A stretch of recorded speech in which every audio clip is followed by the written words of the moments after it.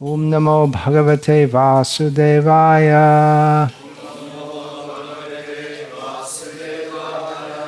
ఓం నమో భగవతే వాసుదేవాయ.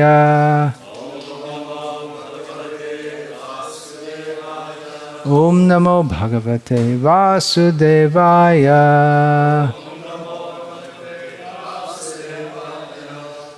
ఓం అజ్ఞానతిమిరంధస్య జ్ఞానాంజనశలాకయ చక్షురున్మీలితం యేన తస్మై శ్రీగురవే నమః. నేను 4 సూత్రాల గురించి మాట్లాడాను. పుస్తకాలే ఆధారం, ప్రచారమే సారం, వినియోగమే సూత్రం, పవిత్రతే బలం. ఇవేమీ వేదవాక్యాలు కాదు, ఇవేమీ ఏ శ్లోకం నుండి తీసుకున్నవి కావు. ఇందులో పుస్తకాలే ఆధారం అనేటువంటి వాక్యం తప్ప, అంటే శ్రీల ప్రభుపాదుల వారు చెప్పారు పుస్తకాలే మన ఉద్యమానికి ఆధారం అని. అది తప్ప మిగిలినవేవి కూడా శ్రీల ప్రభుపాదుల వారు నేరుగా చెప్పినటువంటి వాక్యాలు కాదు. కానీ ఈ 4 సూత్రాలు చాలా చక్కగా మన ఉద్యమంలో ఉన్నటువంటి ఎన్నో ముఖ్యమైనటువంటి పరిగణనలను సారాంశంగా చెప్తాయి. కాబట్టి మనం ఈ విషయాన్ని దృష్టిలో పెట్టుకోవాలి. అలాగే మన దృష్టిలో ఉండాల్సినటువంటి మరొక విషయం ఏమిటంటే, ఈ 4 సూత్రాలని మనసులో ఉంచుకోకపోతే మరేదో జరుగుతుంది. అప్పుడు పుస్తకాలు ఆధారంగా ఉండవు, అప్పుడు ప్రచారమే సారంగా ఉండదు, వినియోగమే సూత్రంగా ఉండదు, లేదా పవిత్రతే బలంగా ఉండదు, మరొకటేదో అవుతుంది. అది సాధ్యమైన విషయమే. ఎందుకంటే ఎన్నో ఉద్యమాలు ఏదో ఉద్దేశ్యంతో మొదలై అంతిమంగా మరేదో ప్రయోజనంతో ముగుస్తాయి. ఒక హాస్యభరితమైనటువంటి భక్తుడు ఈ 4 సూత్రాలకు కొత్త నిర్వచనం ఇచ్చాడు. అయితే ఇంగ్లీష్ మాతృభాషగా లేనటువంటి మీరు ఈ వాక్యాల్లో ఉన్నటువంటి హాస్యాన్ని ఎంతగా పట్టుకోగలరో నాకు తెలియదు. సరే, ఏమైనప్పటికీ నేను చెబుతాను. బుక్స్ ఆర్ ద బేసిస్, పుస్తకాలే ఆధారం అనే దాన్ని అతడు బక్స్ ఆర్ ద బేసిస్ అన్నాడు. అంటే ధనమే ఆధారం అని. అలాగే ప్రీచింగ్ ఈజ్ ద ఎసెన్స్, ప్రచారమే సారం అనే దాన్ని అతడు ప్రీచింగ్ ఈజ్ ద ఎక్స్క్యూజ్ అని మార్చాడు. అంటే ప్రచారం ఒక సాకు అని. యుటిలిటీ ఈజ్ ద ప్రిన్సిపల్, అంటే వినియోగమే సూత్రం అనే దానిని అతడు ఫ్యూటిలిటీ ఈజ్ ద ప్రిన్సిపల్ అని చెప్పాడు. అంటే నిరర్థకంగా ఉండడమే సూత్రం అని. అలాగే ప్యూరిటీ ఈజ్ ద ఫోర్స్, అంటే పవిత్రతే బలం అనే దానిని అతడు ప్యూరిటీ ఈజ్ ఏ ఫార్స్ అన్నాడు. అంటే పవిత్రత అనేది ఒక ప్రహసనం అని. శ్రీల ప్రభుపాదుల వారు మన ఉద్యమం ప్రేమ మరియు విశ్వాసంపై ఆధారపడి ఉంటుందని తరచుగా చెప్పేవారు. దానిని ఈ మధ్యకాలంలోనే శరీరాన్ని విడిచిపెట్టినటువంటి ఒక జీబీసీ సభ్యుడొకరు దానిని కూడా ధనాన్ని ప్రేమించు, ఎవరిని విశ్వసించొద్దు అని కొత్త వివరణ ఇచ్చాడు. ఎందుకంటే ఆ స్థాయికి వచ్చే అవకాశం ఉంది. ముఖ్యంగా కలియుగంలో ప్రతిదీ కూడా వక్రీకరించబడుతుంది. పవిత్రత అనగానే మన ఉద్దేశ్యంలో పవిత్రత, అనుసరించడంలో పవిత్రత, విశ్వాసంలో పవిత్రత, వీటిని అనుకరించవచ్చు కూడా. అంటే అవి లేకపోయినా సరే మనం అనుకరించవచ్చు, అంటే లేనివి ఉన్నట్టుగా నటించవచ్చు, లేదా అసలు మనం పవిత్రంగా ఉన్నట్టు ప్రదర్శించడాన్ని కూడా పట్టించుకోకపోవచ్చు. పర్వాలేదులే, అవన్నీ లేకపోయినా ఇబ్బంది లేదు అని చెప్పవచ్చు. ఎలాగంటే క్రైస్తవ మతంలో యేసుక్రీస్తు ఎన్నో ఉపదేశాలు ఇచ్చాడు. అతడు స్వయంగా ఏ విధంగా సాధు జీవితాన్ని అవలంబించాలో ఒక ఉదాహరణగా నిలిచాడు. కానీ అతడు అనుచరులు మీరు కేవలం యేసుక్రీస్తుని విశ్వసిస్తే సరిపోతుందన్నట్టుగా మార్చేశారు. అతడు చెప్పిన దాన్ని అనుసరించడానికి బదులుగా యేసుక్రీస్తుని విశ్వసిస్తే సరిపోతుందని చెప్పి చెబుతారు. యేసుక్రీస్తుని అనుసరించడం అనేటువంటి పేరుతో వారు సమస్తాన్ని మార్పు చేసేస్తారు. పాప విమోచనం చేయడం కోసం అతడు శిలువపై మరణించాడని చెబుతారు. కానీ ఇవేవీ కూడా ఆయన చెప్పలేదు. కానీ వాళ్ళు మొత్తం ఎలా మార్చేశారంటే, మీరు గుడ్డి విశ్వాసాన్ని కలిగి ఉండాలి, గుడ్డి విశ్వాసం కలిగి ఉండడం అనేది గొప్ప లక్షణంగా పరిగణిస్తారు. మీరు కేవలం నేను యేసుని విశ్వసిస్తాను అని చెప్పండి, అంతే. ఇక అప్పుడు మీరు అతడు చెప్పినది ఇది కూడా అనుసరించాల్సిన అవసరం లేదు. కాబట్టి అతడు ఏర్పాటు చేసినటువంటి జీవన విధానం ఏదైతే ఉందో అతడు ఇతరులు అనుసరించడం కోసం ఏ సాధు జీవన ప్రమాణాన్నైతే అతడు స్థాపన చేయాలనుకున్నాడో అది క్రైస్తవ మతంలో ఇక ఏమాత్రము ముఖ్యమైనటువంటి అంశంగా లేదు. అదేవిధంగా శాస్త్రాలలో ఇవ్వబడినటువంటివి శ్రీల ప్రభుపాదుల వారు చెప్పినటువంటి కృష్ణ చైతన్య సూత్రాలు ఏవైతే ఉన్నాయో వాటిని మనం అనుసరించాలి. లేదంటే పవిత్రత అనేది ఒక ప్రహసనంగా మిగిలిపోతుంది. ప్రహసనం అంటే ఒక అర్థం లేనటువంటి నాటకం వంటిదని, దానికి ఎలాంటి నిజమైనటువంటి అర్థము ఉండదు. అప్పుడు అది నిరర్థకంగా ఉండడమే సూత్రం అనేటువంటి దానితో సరిపోతుంది. నిరర్థకం అంటే శ్రమయేవహి కేవలం, అంటే మన కార్యకలాపాలు నిర్వహిస్తాం కానీ మనకి ఫలితం రాదు, అంటే నిరర్థకంగా ఉండడం అన్నమాట, ప్రయోజనం లేకుండా ఉండడం. ఇది ఎలాంటిదంటే దీనికి మరొక ఉదాహరణ ఏమిటంటే বিফলে সেবিনু কৃপণ দুরজন చపల సుఖలబలాగిరే. అంటే దుర్మార్గులను సేవించడం ద్వారా తుచ్చమైనటువంటి సుఖం పొందడం కోసం కష్టపడి పని చేయడం, నిరర్థకం అనే దానికి ఇదొక ఉదాహరణ. మన ఉద్యమం యొక్క ప్రయోజనం ఏమిటి? మనం అది మరిచిపోయామనుకోండి, మనం ఏం చేసినా కూడా పెద్ద పెద్ద మందిరాలు మనం గౌరవింపబడతాం, కానీ ఎవరు కూడా కృష్ణుడిని ప్రేమించడం అనేటువంటి విషయానికి రాకపోతే, అసలు కృష్ణుడిని ప్రేమించడం అనేటువంటి ఆలోచన ఎన్నడూ లేకపోతే, ఉదాహరణకు ఆకలితో ఉన్నటువంటి ఒక పిల్లవాడికి అన్నం పెట్టడం అనేది కృష్ణుడికి చేయదగినటువంటి అత్యున్నతమైనటువంటి సేవ అనుకోవడం, అప్పుడు అంతా కూడా అర్థం లేకుండా మారిపోతుంది. కాబట్టి దాని నుండి మనం చాలా జాగ్రత్త పడాలి. అందుచేతనే ప్రచారమే సారం. ప్రచారం చేయడం అంటే భక్తి సిద్ధాంత సరస్వతి ఠాకూరుల వారు తరచుగా చెప్పినట్లుగా రూప రఘునాథ వాణి, వారి యొక్క బోధనలు ఏమిటి వాటిని ప్రచారం చేయడం. మన ఉద్యమంలో మనం శ్రీల ప్రభుపాదుల వారు బోధించినటువంటి విషయాలను ప్రచారం చేయడానికి చాలా ప్రాముఖ్యతనిస్తాం. కానీ మనం అర్థం చేసుకోవాల్సినటువంటి విషయం ఏమిటంటే శ్రీల ప్రభుపాదుల వారి బోధనలు అంటే పూర్వాచార్యుల యొక్క బోధనలు, అంతేగాని శ్రీల ప్రభుపాదుల వారు అంటే ఎలాంటి పూర్వాపరాలు లేకుండా ఇదిగో నేను ఇక్కడ ప్రత్యక్షమయ్యానని చెప్పుకునే సాయిబాబా లాంటి వ్యక్తి కాదు. శ్రీల ప్రభుపాదుల వారు గురు పరంపరలో వచ్చేటువంటి వ్యక్తి. ఆయన తన పూర్వీకులు చెప్పినటువంటి విషయాన్నే తిరిగి చెప్పారు, మరి వారు వారి పూర్వీకులు చెప్పినటువంటి విషయాలనే తిరిగి చెప్పారు. కాబట్టి ప్రచారం అనేటువంటిది ఉండాలి. కాబట్టి అన్ని విషయాలను మార్చివేయడానికి ప్రచారం అనేది ఒక సాకుగా కూడా మారచ్చు. ఎలాగంటే నిన్న నేను చెబుతూ ఉన్నాను, వినియోగమే సూత్రం అని. అంటే మనం ఏది అవసరం అది చేయవచ్చు, మనం సర్దుబాటు చేసుకోవచ్చు. ఎలాగంటే ఈ తీవ్రంగా కలవరపెట్టేటువంటి కొన్ని ఉదాహరణలు ఉన్నాయి.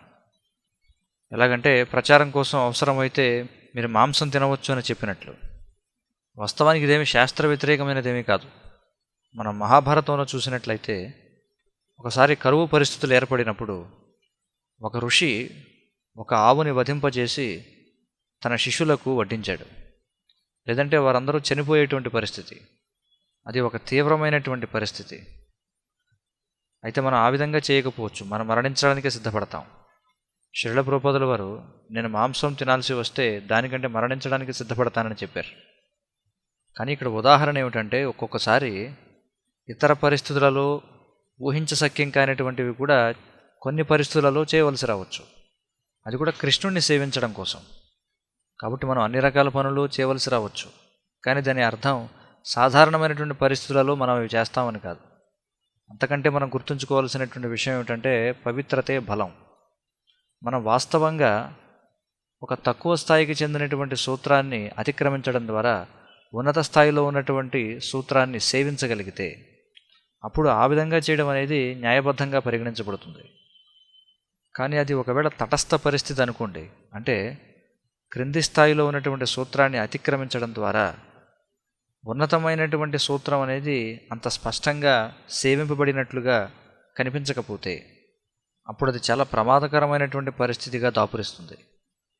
మనం అనవచ్చు, ఓ నాకు చాలా బలహీనంగా అనిపిస్తుంది, వైద్యుడు నన్ను మాంసం తినమని చెప్పాడు కాబట్టి కృష్ణుడిని మెరుగ్గా సేవించడానికి నేను మాంసం తినాలి అనుకుంటే అప్పుడు అది అంగీకారం కాదు. ఒకవేళ మీకు బలహీనంగా అనిపిస్తే వైద్యుడు చెప్పిన దాని ప్రకారం మీకు అధిక శాతంలో మాంసకృతులు అవసరమైనట్లయితే సాధారణంగా వైద్యులు ఏదైతే మీకు చెబుతారో అది పూర్తి అసంబద్ధమైనటువంటిది కూడా అయి ఉండొచ్చు. తరచుగా వారు తప్పుడు నిర్ధారణలకు వస్తుంటారు. సాధారణంగా ఈ అల్లోపతి వైద్యులు మీకు మాంసకృతులు ఎక్కువగా అవసరం అని చెబుతారు, అంటే ప్రోటీన్లు. వాళ్ళకు ఉన్నటువంటి అవగాహన ఏమిటంటే ప్రోటీన్ అనేది మీకు చాలా గొప్ప శక్తినిస్తుందని. కానీ ఏనుగు ఎలాంటి మాంసము తినదు, కానీ అది చాలా దృఢమైనటువంటి జంతువు. కాబట్టి మాంసం తినడం అనేది మీకు శక్తినిస్తుంది అనేది నిజమై ఉండాల్సినటువంటి అవసరం లేదు. వాస్తవానికి అధిక మొత్తంలో ప్రోటీన్లను స్వీకరిస్తే అది శరీరాన్ని బలహీనపరచవచ్చు. ఎందుకంటే అది జీర్ణం కావడం కోసం అధిక మొత్తంలో శక్తి అవసరం. అప్పుడు అది మనకు అవసరమైన దానికంటే ఎక్కువైపోతుంది. అప్పుడు అది శరీరాన్ని విషతుల్యం చేసి అధిక మొత్తంలో ఆమ్లాన్ని తయారు చేస్తుంది. కాబట్టి నేను కేవలం వక్రంగా ఆలోచించడం గురించి ఒక ఉదాహరణ ఇస్తున్నాను అంతే. అంటే ప్రచారాన్ని ఒక సాకుగా వాడుకోవడం గురించి. ప్రచారం అనేది ఒక పవిత్రమైనటువంటి సూత్రం. ఎందుకంటే చైతన్య మహాప్రభు దానిని కోరుకున్నారు.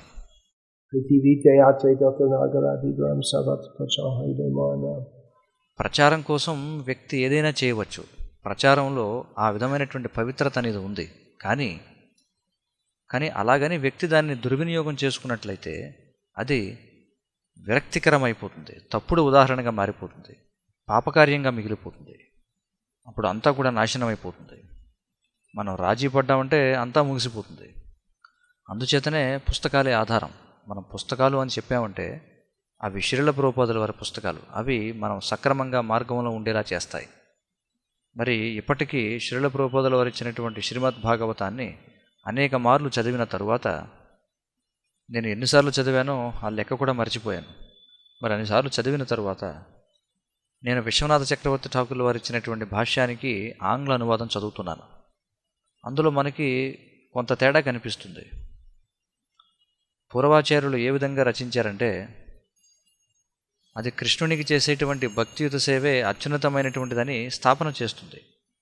కానీ శ్రీల ప్రభుపాదుల వారి గ్రంథాలలో మనం చూసినట్లయితే ఆయన ప్రచారం చేస్తున్నారు. శ్రీల ప్రభుపాదుల వారు ఏమీ అప్పటికే కృష్ణుడి పట్ల విశ్వాసం ఉన్నటువంటి వారి కోసం రాయడంలా, కానీ పూర్వాచార్యులు ఆ వర్గం వారి కోసం రాస్తున్నారు. కానీ శ్రీల ప్రభుపాదుల వారు అన్ని వర్గాల వారి కోసం రాశారు.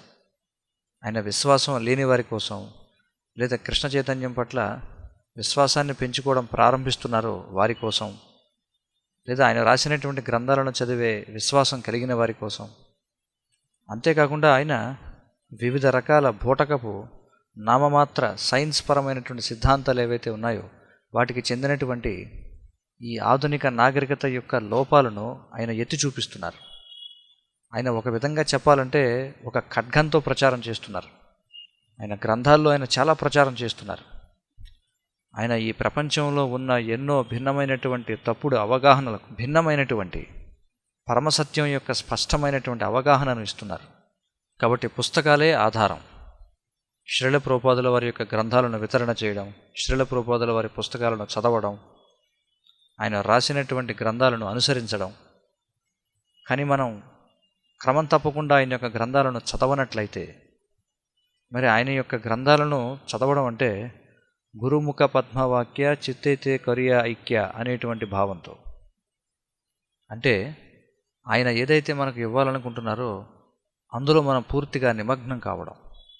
అంతేగాని మన సొంత అవగాహనలను కొనసాగిస్తూ ఆయన చెప్పేదానికి ఏదో వ్యతిరేకతను నిలపడం కాదు. కాబట్టి మనం క్రమం తప్పకుండా శ్రీల ప్రభుపాదుల వారి గ్రంథాలను చదవనట్లయితే బక్స్ ఆర్ ద బేసిస్, అంటే ధనమే ఆధారం అని అనుకుంటాం. మన ప్రదర్శన కొనసాగించడానికి ధనం కావాలి, కాబట్టి అదే మొట్టమొదటి పరిగణన అవుతుంది. అప్పుడు మీరు అనొచ్చు, ధనం లేకపోతే మనం మన మందిరాలను నడపలేం, భక్తులకు ఆహారాన్ని అందించలేం, మనం ఏమీ చేయలేం. కాబట్టి ధనమే ఆధారం అని చెప్పొచ్చు. కానీ అది ఒక తప్పుడు అవగాహన. అప్పుడు మనం ఉద్యమం అంతా కూడా ఏ విధంగా ధనాన్ని తీసుకురావాలని దాని చుట్టూనే అల్లుకుపోయి ఉంటుంది. కానీ శ్రీల ప్రభుపాదుల వారు తరచుగా శ్రీల భక్తి సిద్ధాంత సరస్వతి ఠాకూర్ల వారు చెప్పిన దాన్ని ప్రస్తావించేవారు. ఏమనంటే, మీరు కేవలం కృష్ణ చైతన్యాన్ని ప్రచారం చేయండి, అప్పుడు ధనం వస్తుంది, అన్నీ వస్తాయి అని చెప్పారు. అప్పుడు మనం ధనాన్ని కేంద్ర బిందువుగా చేసుకోవాల్సినటువంటి అవసరం ఉండదు. అలాగని ఏదైనా ఒక ప్రత్యేకమైనటువంటి పథకం అనేది ఉన్నట్లయితే, అంటే ఒక మందిరాన్ని నిర్మించాల్సి రావచ్చు, అప్పుడు మనం జనాన్ని విరాళాల కోసం ఆశ్రయించాల్సి రావచ్చు, అప్పుడు మనం దానికోసం కొంత కృషి చేయవలసి రావచ్చు. అంతేగాని మన జీవితం అంతా కూడా ధనం ఎక్కడ లభిస్తుంది, ఏ విధంగా లభిస్తుంది అని ఆలోచించడంలోనే గడిపివేయకూడదు. ఒక ప్రత్యేకమైనటువంటి పథకం ఏదో ఏర్పాటు చేయడం, దాని తర్వాత మరొకటి, తర్వాత మరొకటి, తర్వాత మరొకటి నిర్మాణం చేయడం.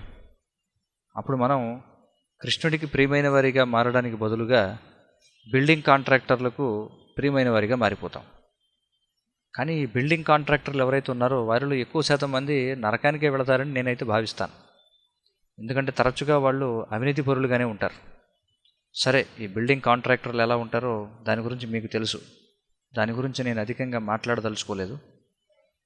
ఎక్కువ శాతం మనం చూసేది ఏమిటంటే వాళ్ళు తాగుబోతులై ఉంటారు, మాంసాహారం తింటూ ఉంటారు, చాలా నల్లధనం ఉంటుంది, అది లేకుండా వాళ్ళు పనిచేయరు. కాబట్టి మనం కృష్ణుడికి ప్రియమైన వారిగా ఉండాలనుకుంటున్నాం. మనం అనుకోవచ్చు, నేను చాలా డబ్బు సంపాదించాను కాబట్టి కృష్ణుడికి కూడా లంచం ఇస్తాను, ఖచ్చితంగా కృష్ణుడు ఆ లంచం తీసుకోవాల్సిందే అని. నేను ఎంతో సేవ చేశాను, నేను ఎంతో ధనాన్ని సేకరించాను. సరే, ధనాన్ని సేకరించడం అనేది ఒక సేవ కావచ్చు. కానీ మళ్ళీ కృష్ణుడు తాను ఏ విధంగా సంతృప్తి చెందుతానని చెబుతున్నాడు? పత్రం పుష్పం ఫలం తోయం యోమే భక్త్యా ప్రయచ్చతి తదహం భక్త్యుపహృతం అశ్నామి ప్రయతాత్మనః. వాస్తవంగా మనం ప్రేమతో ఒక పత్రమును, పుష్పమును, ఫలమును లేదా నీటిని అర్పించినట్లయితే కృష్ణుడు దాని చేత సంతృప్తి చెందుతాడు. కాబట్టి ఈ సూత్రాలన్నింటినీ కూడా మనం మనసులో ఉంచుకోవాలి. మనం ధనానికి వ్యతిరేకమేమీ కాదు. మీరు ధనాన్ని తీసుకువస్తే మేము దానిని స్వీకరిస్తాం, ఇంకా ఎక్కువగా తీసుకురమ్మని కూడా చెబుతాం. దానికి మేమేమీ వ్యతిరేకం కాదు. మేమేమీ చెట్టు కింద నివసించేటువంటి సాధువు వంటి వాళ్ళం కాదు. కానీ ప్రచారం కోసం కొన్ని సౌకర్యాలు అవి ఇవి అవసరం అవుతాయి. కానీ మళ్ళీ మనం గుర్తుంచుకోవాలి, ప్రతీది కూడా కృష్ణుని కోసమే ఉంది. కృష్ణార్థై అఖిల చేష్ట. అన్ని ప్రయత్నాలు కూడా కృష్ణుని కోసమే జరగాలి. కాబట్టి ఆ విషయాన్ని మనం స్పష్టంగా మనసులో ఉంచుకోవాలి. కృష్ణుడు ఏ విధంగా సంతృప్తి చెందుతాడు, కృష్ణుడు ఏం కోరుకుంటున్నాడు. మనం కృష్ణ చైతన్యాన్ని ప్రచారం చేయడం గురించి మాట్లాడుకుంటున్నాం. కానీ మొట్టమొదట మనం స్వయంగా కృష్ణ చైతన్యవంతులమై ఉండాలి. లేదంటే దానికి అర్థమై ఉంటుంది, శ్రమ ఏవ హి కేవలం ధర్మస్వనుష్ఠిత పుంసం విశ్వక్సేన తథాశ్రయః నోత్థారయతి అధిగతిం శ్రమ ఏవ హి కేవలం. శ్రమ ఏవ హి కేవలం, అంతే. అత్యంత ధార్మికమైనటువంటి పుణ్యప్రదమైనటువంటి కార్యాలు కూడా. కానీ అలాంటి కార్యాలన్నీ చేసిన తర్వాత కూడా కృష్ణుని గురించినటువంటి శ్రవణం, కీర్తనం మరియు కృష్ణునికి సేవ చేయడం పట్ల మనకి ఆసక్తి కలుగకపోతే అప్పుడు అదంతా కూడా కేవలం పనికిరానటువంటి శ్రమే అవుతుంది, అంతే. కాబట్టి ఈ విషయాన్ని మనం మనసులో ఉంచుకోవాలి. సరైన దిశ ఏదో తెలుసుకుని ఉండాలి. వ్యక్తులుగా, ఉద్యమంగా మనం ఎక్కడికి వెళ్ళాలనుకుంటున్నాం, మన లక్ష్యం ఏమిటి? అందుచేత అది ఎప్పుడూ కూడా మన మనసులో ఉండాలి. మన ప్రయోజనం ఏమిటో మన మనసులో ఎప్పుడూ ఉండాలి. లక్ష్యాన్ని దృష్టిలో ఉంచుకొని ముందుకు వెళ్ళండి అని స్టీవెన్ కవి అనే వ్యక్తి చెప్పాడు. అలా అతడు చెప్పాడని నేను విన్నాను. ఇది శుశ్రుమ. కాబట్టి సంబంధ, అభిధేయ, ప్రయోజన. మన ప్రయోజనం ఏమిటి? ప్రేమ, కృష్ణ ప్రేమని పొందడం. కానీ మొట్టమొదట మన సంబంధం ఏమిటో తెలుసుకోవాలి. మనం కృష్ణుని యొక్క సేవకులం. ఏ విధంగా కృష్ణుడిని పొందాలి? ఈ భక్తి యొక్క ప్రక్రియ ద్వారా. కేవల భక్తి, అంతేగాని జ్ఞానమిశ్ర భక్తి, కర్మమిశ్ర భక్తి, యోగమిశ్ర భక్తి కాదు. ప్రతీదీ కూడా కృష్ణార్థే అఖిల చేష్ట, దానికోసమే చేయడం. ప్రతీదీ కేవలం కృష్ణుని యొక్క సంతృప్తి కోసమే.